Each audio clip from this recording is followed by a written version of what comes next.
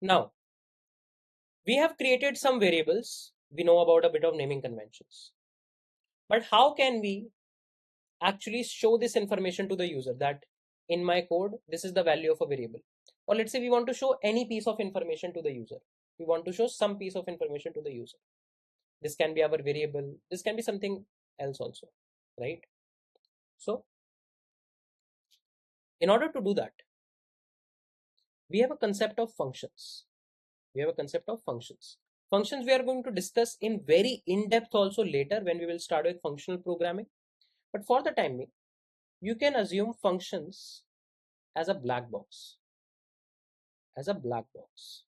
For example, let's say you go to a bank. And you want to deposit 100 rupees to your account. What do? If you want to deposit 100 rupees to your account, then you just go to the bank. There is some steps that you have to follow, right? For example, you have to fill a slip or something. And then you go to the cashier. You give that slip and your 100 rupees to the cashier, right? Now, what cashier does with it, you don't know. You cannot see their screen. You don't know finally at the end of the day where he or she is going to put that cash, right? So that piece of information is abstracted out. That means you don't know about that piece of information. You don't understand about that, right? This is the concept of functions. So your bank cashier is like a function. He or she is like a black box to you. You don't know how they work. What you only know is they expect some input from you. They expect that you will bring cash to them and they will give you a slip out of it. They will give you a receipt out of it. That will be an output. That's the same for functions. So what functions does is they take some input. They process the input somehow. You don't know how, right? You never asked your cashier, right? That what you're going to do with this 100 rupees, where you're going to put it? No, right? You just go to the bank and take the receipt and you are assured about the fact that these 100 rupees are going to go inside your account. So that 100 rupees is your input along with the slip is your input and the receipt is your output. Same thing for functions. Every function can do some task for you. How they are doing it doesn't matter. Functions can do some task for you. They are like a black box. You don't know internally how they work. All you know is they take an input and throws an output after processing, right? This is the concept of basic functions. Now we know that what are functions. In functions, we don't know how the function works, but we know what the function is. So similarly, the first function that I want to introduce is one of the inbuilt functions. That means JavaScript gives you a lot of functions by default that can do a different things for you. We are going to slowly and steadily throughout the course learn about them. You can also build your functions that we are going to learn in functional programming. But the first inbuilt function that JavaScript gives you and you can use is console.log. What is console.log? This function takes some data as input and then displays in the output and displays them in the output. So what console.log will do?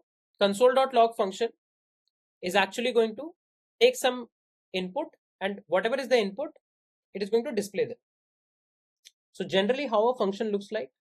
A function looks like something like x comma y something and it does some task or give you some output, right? So similarly, console.log can take multiple arguments, right? Now these arguments can be anything. You can pass 10. So it will print 10 on the screen. So let me show you. Let me demonstrate console.log in front of you. Console log demo.js. So see, I'm creating a new file, console log demo.js. So you can do anything. You can do console.log 10. What it will do? It will display 10 on the screen. If you run it, see, now it is showing 10 on the screen. Let me run it again. See, it is showing 10 on the screen. Can I say that? You can even put a text, right? How do you put a text? You can open a double quotes and write hello world, right? I'm going to discuss more about this text later. So if I run this piece of code, see, in the first line we are getting 10, in the second line we are getting hello world. In fact, you can even create some variables. For example, in let age is equals to 10, and I can do console.log age. So you can even pass the variables, right? So you created a variable here. See, let age is equals to 10. That means in the memory, you created a bucket, you stored the value 10 there. Name of the variable is age. Now, if you want to refer to that variable, that means use that variable. So what you can do, you can just use its name now. If you don't have a variable and you are trying to use it, it is going to give you something else. It will give you undefined. Later you will realize why. But for the timing, just understand that if you create a variable and you give a variable name, it will display the variable value. See, 1 second. Let's run it. See, 10 hello world 10. So the third 10 we are getting due to age. Let's make the age as 13 for distinguishment. See, 10 hello world 30. So you can give different type of inputs to console.log. Its only task is to display them on the screen, right? Now, one very interesting part is you can even pass multiple values. So now what you can say is,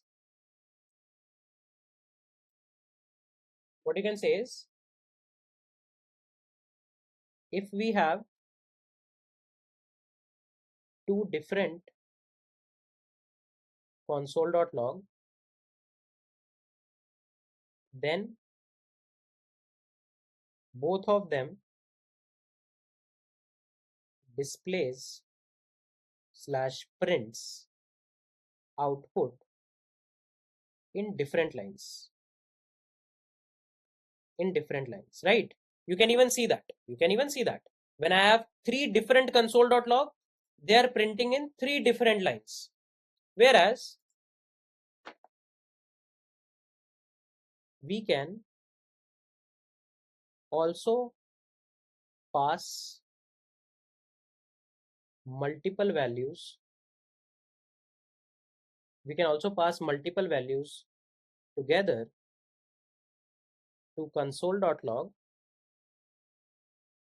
right? And all of them will be on same line. For example, you can do something like this: console.log 10 starting. Let's say you have a variable let age is equals to 23. So you can pass age, right? So what you can do, you can pass comma separated values. Let me show you. So what you can do here is console.log, you can pass comma separated values. For example, age, then you can pass, let's say, some number 343.